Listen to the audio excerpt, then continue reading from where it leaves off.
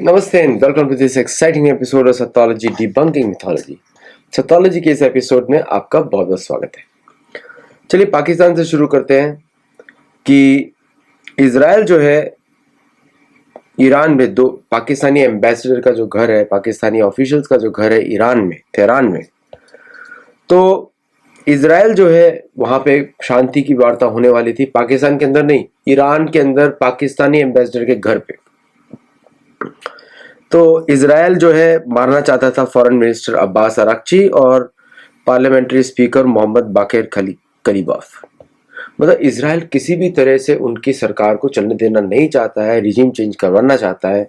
और यूएस ने तो ये भी क्लेम कर दिया रिजीम चेंज हो चुका है क्योंकि उन्होंने पुराने रिजीम को मार दिया है, तो ऑलरेडी रिजीम चेंज हो चुका है उनके हिसाब से। फिर ट्रम्प ने बोला हमारा गोल रिजीम चेंज नहीं था, क्योंकि मागा crowd is exactly against regime change. अब पाकिस्तान को क्या नुकसान हुआ है कि उसकी क्रेडिबिलिटी चली गई है, वो अब मिडिलमैन नहीं बन सकता। पहले बड़ा पाकिस्तान ने क्लेम किया था कि ये Pakistan will act as a mediator. Pakistan mediator कहां से बन सकता है जब वो खुद ही अमेरिकन पिट्ठू है। Impossible for Pakistan to become a mediator. तो इजराइल ने हिट उन बिल्डिंग्स पे हिट किया राइट नेक्स्ट टू जहां पे पाकिस्तानी डिप्लोमेट्स वर स्टेइंग।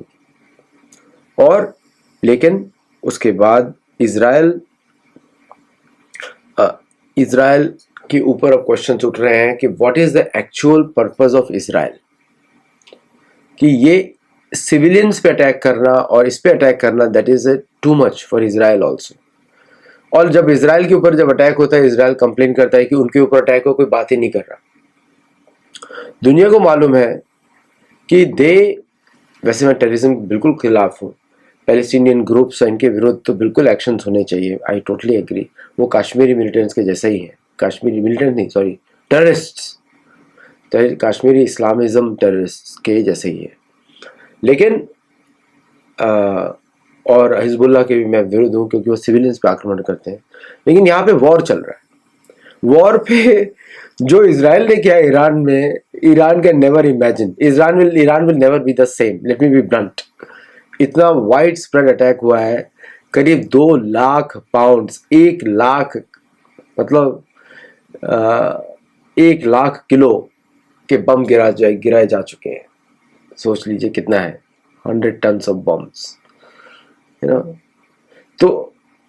तो ये तो बहुत ही ज़्यादा अटैक्स हुए हैं। मतलब 100 किलोग्राम क्या कर देता है या 50 किलोग्राम क्या कर देता है, यहाँ पे आप बात कर रहे हैं 1 लाख किलोग्राम से ज़्यादा। ये तो मेरा रफ कंजर्वेटिव एस्टिमेट है। अगर मैं देखूं तो उसको ठीक से तो अब तो 1 मिलियन गिराए जा चुके होंगे, लेकिन ऑफिशियल फिगर्स तो इतने ही बोल रही हैं 2 लाख पाउंड्स गिराए, which is nothing actually. 70,000 pound से एक प्लेन कैरी करता है, 3 प्लेन कैरी करेंगे तो फिर मैं B-52 की बात कर रहा हूँ, तो 2 लाख तो वहीं पे हो गया। बट एनीवे रफ एस्टिमेट होगा 2 मिलियन में भी ऐसा होगा रियलिटी में, 2 मिलियन 3 मिलियन पाउंड्स, तो मतलब 10 लाख किलोग्राम के बम गिराए जा चुके हैं अप्रॉक्सीमेटली, ऐसे होगा। एनीवे झूठ चलता रहता है चारों ओर, सो वी डोंट नो। तो लेकिन अमेरिका में बहुत सारी चीज़ें हुआ है। पीएम बॉन्डी जो अटॉर्नी जनरल थी उनको हटा के, एक पीएम बॉन्डी को हटा के उन्होंने डेमोक्रेट टॉड ब्लैंच को लेकर आए हैं, जो कि डीप स्टेट की सारी इन्वेस्टिगेशन को कर रहे थे, हटा रहे थे ना। उसके बाद मेजर चीज़ क्या हुआ है और मेजर एलिगेशन क्या है कि पैम बॉन्डी ने सॉलवेल को बचाने की कोशिश करी। सॉलवेल को आपको मालूम है कि सॉलवेल क्या करते थे, और उनको प्राइवेट जॉब में भेजा जा रहा है and she is excited to be in a private job. और टॉड ब्लैंच जो है कि एप्स्टीन, वो बोलते हैं एप्स्टीन ने कोई ट्रैफिकिंग नहीं करी, department of justice has no intention to prosecute anyone connected to his network, anyone. सबको मालूम है कि एप्स्टाइन अभी भी जिंदा है, उनकी फोटोग्राफ्स आई है, और वो एआई नहीं है बाय द वे। लोगों ने सब ट्राई कर लिया सोशल मीडिया पे, एआई नहीं है। जो फोटोज आ रही हैं एप्स्टीन लुक अलाइक की, वो एआई नहीं है। ओके, तो लुक अलाइक इसलिए बोल रहा हूँ कि ये ऑफिशियल रिपोर्ट्स है। और लोग ऐसा भी बोल रहे हैं कि कैश पटेल को हराया जाएगा, आर्मी सेक्रेटरी डेनियल ड्रिस्कॉल को हराया जाएगा, labour secretary Lori Chavez DeRemer को हटाया जाएगा, ऐसा भी लोग बोल रहे हैं। नाउ तुलसी गबार्ड के बारे में बात हो रही है, लेकिन वो झूठ है। और आपको मैंने बताया है कि मेजर चेंजेस हुए हैं यूएस आर्मी कमांड में। सो पीट हेग्सेथ ने Randy George, US army general, chief of staff of US army general general Randy George को हटाया है और उनको रिप्लेस किया है जनरल क्रिस्टोफर लनीव से। क्रिस्टोफर लनीव जो है ऑपरेशनल टैक्टिकल लीडर है, और जो रैंडी जॉर्ज हैं, ही इज द एक्टिंग, उनका most of the experience is in the operational head, civil time head, staff management में। ऐसे किया था जनरल फ्रांसिस डोनोवान को लेकर आए थे जो सदर्न कमांड में, और उन्होंने एक्शन किया था वेनेजुएलन निकोलस मदुरो के साथ। उसकी अलग स्टोरी है निकोलस मदुरो का अब क्या होगा, बिकॉज वेनेजुएलन ऑयल जा चुका है एंड प्रोबेबली अब उनको रिलीज करने की बात आ रही है, लेकिन American administration has gone back on it's word. तो इसलिए अब देखते हैं क्या होता है। अभी बड़ी एक सरप्राइजिंग न्यूज आई है कि यूएस इंटेलिजेंस असेसमेंट की Iran maintains a significant missile launching capacity after all the bombing. इफ्सान में 2 दिन की बॉम्बिंग हुई और आपको बॉम्बिंग वाज सो उसके वीडियोस आप देखेंगे, यू विल बी शॉक्ड। जो बॉम्बिंग है उसके वीडियोस देखेंगे, यू विल बी शॉक्ड। क्या बॉम्बिंग है, इतना भयंकर bombing I have never seen live. जो ईरान से वीडियोस आ रहे हैं, और ईरानियन मिलिट्री ने कोई भी वीडियो रिप्रोडक्शन फ्रॉम ईरान में कोई भी एक्सेस हटाई नहीं है, बिकॉज अब क्योंकि वहाँ पर तो इंटरनेट भी नहीं है, पावर भी नहीं है, so people have a problem. Telecommunications भी नहीं चल रहा है वहाँ पे। सो बट तो मतलब तो ये यूएस इंटेलिजेंस का असेसमेंट है, लेकिन मैं आपको बोलता हूँ the truth is between the. अब ये जो अब कैसे समझेंगे इसको आप, ये युद्ध तो चलने वाला है, ओके। ईरान की कैपेसिटी ऐसी की ऐसी रही है। ईरान ने जस्ट नाउ तो मतलब कि जो बोला था कि 437 लॉन्चर शुरू के वॉर में है और आधे रह गए हैं, आधे से भी कम रह गए हैं, सब झूठ था। Because most of the launch sites of Iran are not mobile, are under the ground. उनके वीडियोस भी आप देख सकते हैं, और अंडरग्राउंड ट्रांसपोर्टेशन है, and the transportation is under the ground. Some places 500 meters, some places up to 3 kilometers, 5 kilometers. Okay, ये है रेंज। सो और ड्रोन का भी अटैक सिस्टम ऐसा ही है। Iran can produce 100 drones a day, 3000 drones a month. Okay, ये उनका capacity है, पर ऑन द कंजर्वेटिव एस्टिमेट। और उनके पास 31 इंडिपेंडेंट फैक्ट्रीज है। जस्ट इमेजिन, ये एक फैक्ट्री का प्रोडक्शन है। ओके, तो 3000 drones a day they can manufacture in 31 places, ऐसा रफ एस्टिमेट है। बिकॉज उनका सब कुछ इंडिपेंडेंट है, drone manufacturing, missile configuration, launch की एक साइड गया दूसरी साइड एक्टिव रहेगी। तो देयर इज नो वे, और किसी को भी पता नहीं कि वो 31 प्लेसेस किधर है। और भूमि इतनी बड़ी होती है, you can't imagine. Air bombing से कुछ होने वाला नहीं है। जैसे मैंने आपको बताया था कि 82nd एयरबॉर्न जिस तरह के प्लान कर रहा है कि अंदर जाके एयरपोर्ट का रनवे बना के यूरेनियम एनरिचमेंट फैसिलिटी में घुस के यूरेनियम बाहर लाके ट्रांसपोर्ट करके बाहर निकाल के ले जाएंगे। हॉलीवुड मूवी मतलब कि स्क्रिप्ट ऑलरेडी लिखी जा चुकी है। जैसे ओसामा लादेन के साथ हुआ था, पूरा स्क्रिप्टेड था। निकोलस मदुरो के साथ हुआ था, वो भी पूरा स्क्रिप्टेड था। और निकोलस मदुरो के जो बॉडीगार्ड्स ने, जिसकी जो $50 मिलियन की बाउंटी दी गई थी, उन्होंने लालच दिखा के कॉम्प्रोमाइज किया था, किसी को एक ढेला भी पैसा नहीं मिला। Just understand that. तो 5 हफ्ते से जो बॉम्बिंग करी इजराइल ने और अमेरिका ने, उसका कोई यूज नहीं है इस समय। All is useless, everything is useless. उनका कोई कनेक्शन, यूज नहीं है, मीन्स एवरीथिंग वाज वेस्ट। जो यूएस मिलिट्री का जो प्लान है वो ये है कि एम्फीबियस एयरबॉर्न इंसर्शन चाबार की तरफ से, और assault from Kurdistan in the far north west, और असॉल्ट फ्रॉम कुवैत, लेकिन इसमें एक चीज मेंशन नहीं की गई, असॉल्ट थ्रू बलूचिस्तान। ओके, वो सब लोग याद रखना चाहिए कि दैट इज ऑप्शन। पाकिस्तान बड़ा दोगला देश है, मतलब पाकिस्तान उनकी एंटिटी, लैंड तो भारत की है। तो चाबार ऐसा लोग बोल रहे हैं, कुर्दिस्तान और चाबार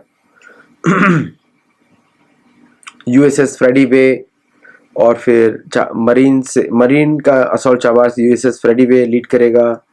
कुर्दिस्तान से लैंड फोर्सेस लीड करेंगे थ्रू इजरायली कनेक्शंस, और 31st marine expedition unit USS Tripoli, और 82nd एयरबॉर्न वो कुवैत से करेगा, और बाकी स्पेशल फोर्सेस कुर्दिश अलाइज के साथ काम करेंगे कुर्दिस्तान, ऐसे करके प्लान्स है। ये सब सोशल मीडिया चैटर है, I don't think so it is real also. Social I will be very honest, जब बताऊंगा तो बता दूंगा कि क्या रियल है क्या नहीं है। लेकिन जो रियल ये है कि जो B1 ब्रिज उन्होंने उड़ाया है इन करज, तेहरान करज का जो ब्रिज है, और ये जो है बहुत ही मेजर ब्रिज, और तो इसलिए ईरान ने थ्रेटन किया है कुवैत का शेख जबेर अल अहमद अल सबा ब्रिज। तो 36 किलोमीटर बड़ा ब्रिज है कुवैत का, और फिर उसके बाद King Fahd Causeway Saudi Arabia Bahrain के बीच में 25 किलोमीटर का ब्रिज है। शेख जायद ब्रिज अबू धाबी जो जहा हदीद ने डिजाइन किया था, Al Maqta bridge, Sheikh Khalifa bridge, these are 3 main bridges connecting Abu Dhabi to mainland UAE. और इसको उन्होंने थ्रेटन किया है। King Hussein bridge, Jamia bridge, Abdoun bridge in Jordan, और जॉर्डन को वेस्ट बैंक से कनेक्ट करते हैं, arterial routes within Oman. और फिर 8 ब्रिजेस 4 कंट्रीज, और ये सब इसराइल ईरान के थ्रेट लिस्ट पे आ गए, और ये सारे चोक पॉइंट्स हैं, और डिसप्रोपोर्शनेट डिस्ट्रक्शन हो सकता है, इकोनॉमीज जा सकती है। और तो इसलिए ट्रम्प ने बोला अप्रैल 1 में कि go to the strait and control, क्योंकि अमेरिका की बस की बात नहीं है कंट्रोल करना। अगर ये सारे अटैक्स किए before the airborne assault happens America का, तो पूरा क्रिपल हो जाएगा मिडिल ईस्ट या वेस्ट एशिया, मिडिल जो भी आप बोलना चाहें इसको। और B1 ब्रिज तो जमीन में जा चुका है, और मैसेज है तेहरान की वजह से वी विल रिमूव इट, ये तो मिलिट्री टारगेट पे आ गया।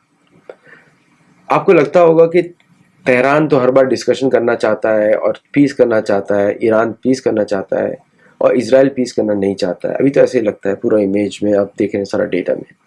And people are naturally sympathetic towards Iran. Bharat में या कहीं भी आप देखें तो सबको मालूम है कि अमेरिका किस तरह काम करता है, किस तरह झूठ बोलता है, सबको मालूम है। तो इसलिए अमेरिकन को भी मालूम है, ऐसा नहीं है कि अमेरिका छुपा रहा है कुछ भी। अमेरिका में डेमोक्रेट मीडिया CNN तो एक्सपोज ही करता रहता है।